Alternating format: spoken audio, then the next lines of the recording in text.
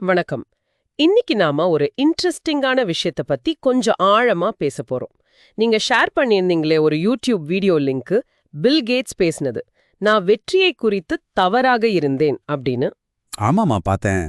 அதாவது உலகத்தோட பெரிய பணக்காரங்கள்ல ஒருத்தர் மைக்ரோசாஃப்ட் ஆரம்பிச்சவர்.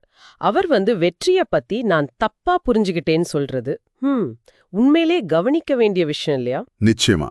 இது ரொம்ப யோசிக்க வைக்கிற ஒரு விஷயம்.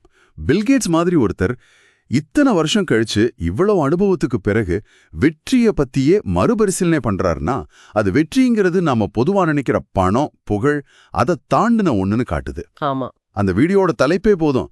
அவர் எதை உணர்ந்திருப்பாரு, அவரோட பழைய பார்வை என்னவா இருந்துச்சு, இப்ப புதுசா என்ன நினைக்கிறாருன்னு நிறைய கேள்வி வருது மனசுல.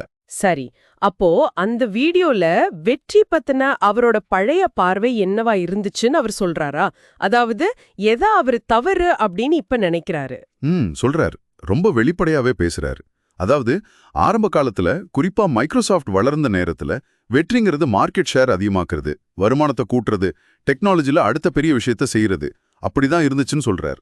ஓ சரி சரி, முழுக்க பிசினஸ் இலக்குகள். ஆமா, அந்த இலக்குகள் அடையறதுல காட்டின வேகம், அதுக்காக மத்த விஷயங்கள்ல செஞ்சுக்கிட்ட சமரசம், இதெல்லாம் தான் அப்போதைய நிஜம்னு சொல்றாரு.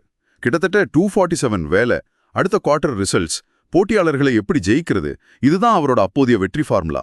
அப்போ எது அவரை இந்த பழைய பார்வையிலிருந்து மாத்துச்சு? ஏதாவது குறிப்பிட்ட காரணம் சொல்றாரா அந்த வீடியோல?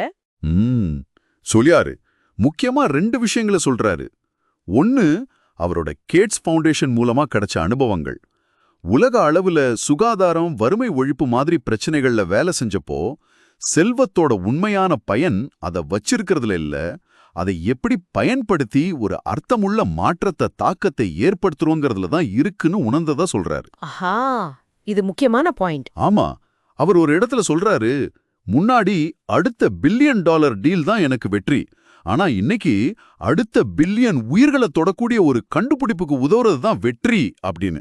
அது ரொம்ப பவர்ஃபுல்லா இருந்துச்சு. வாவ். அப்புறம் இன்னொன்னு, தனிப்பட்ட உறவுகளோட முக்கியத்துவம், அப்புறம் தொடர்ந்து கத்துக்கிட்டே இருக்கிறதோட அவசியம், இதையும் அவர் பேசுறார். ஆஹா, ஆக பணம், பிசினஸ் வளர்ச்சி இதுலேருந்து மாறி இப்போ கேட்ஸோட புது வெற்றி வரையறை என்னவா இருக்கு? இப்ப ரொம்ப பரந்த பார்வையோட இருக்கு. அந்த வீடியோ படி பார்த்தா இப்போ அவருக்கு வெற்றிங்கிறது ஒண்ணு, அவர் செய்யற வேலை மூலமா சமூகத்துல வர்ற நல்ல மாற்றம், எத்தனை உயிர்கள் காப்பாற்றப்படுது, எத்தனை பேரோட வாழ்க்கை தரம் உயருது, இது சரி. 2வது, அவரோட குடும்பம், நண்பர்கள் கூட இருக்கிற உறவுகளோட தரம், அவங்களோட செலவழிக்கிற நேரம், அந்த உறவுகளோட ஆழம். உறவுகள். 3வது, தொடர்ந்து புதுசா கத்துக்கிறது, அப்புறம் பெரிய பிரச்சனைகளுக்கு தீர்வு கண்டுபிடிக்கிறதுல பங்களிக்கிறது, குறிப்பா இந்த கிளைமேட் சேஞ்சு, எதிர்கால நோய் தடுப்பு மாதிரி விஷயங்கள்ல. இப்ப வெற்றிங்கிறது ஒரு நம்பர் இல்ல, அது ஒரு குவாலிட்டி, ஒரு இம்பாக்ட் அப்படின்னு சொல்றாரு. இது கேட்கவே ரொம்ப நல்லா இருக்கு.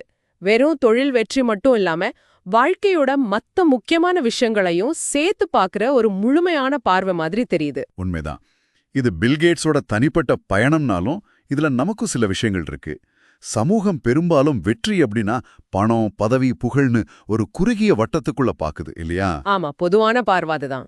ஆனா கேட்ஸ் சொல்ற மாதிரி உண்மையான வெற்றிங்கிறது நம்மளோட கொள்கைகள், நாம இந்த உலகத்துல என்ன செய்ய விரும்புறோங்கிறதோட சம்பந்தப்பட்டது. இதை நம்ம எல்லாரையும் ஒரு கேள்வி கேட்க வைக்குது. சரி, நமக்கு வெற்றினா என்ன? எது நமக்கு நிஜமான ஒரு திருப்தியை கொடுக்குது? மிக சரியான கேள்வி. பில்கேட்ஸ் அவரோட பழைய வெற்றி பார்வை தவறுன்னு உணர்ந்த மாதிரி நீங்க எப்பதாவது உங்க வெற்றி பத்தின பார்வையை மறுபரிசீலனை செஞ்சிருக்கீங்களா? இந்த வீடியோல கேட்ஸ் சொன்ன விஷயங்கள், தாக்கம், உறவுகள், கத்துக்கிறது, இதுல எது உங்க இப்போதைய வாழ்க்கைக்கு பொருத்தமா இருக்கு, இல்ல எதை நீங்க இன்னும் முக்கியமா நினைக்கிறீங்க? இதுதான் இன்னைக்கு நீங்க யோசிக்க வேண்டிய விஷயம். இத பத்தி கொஞ்சம் யோசிச்சு பாருங்க. நாம மீண்டும் சந்திப்போம்.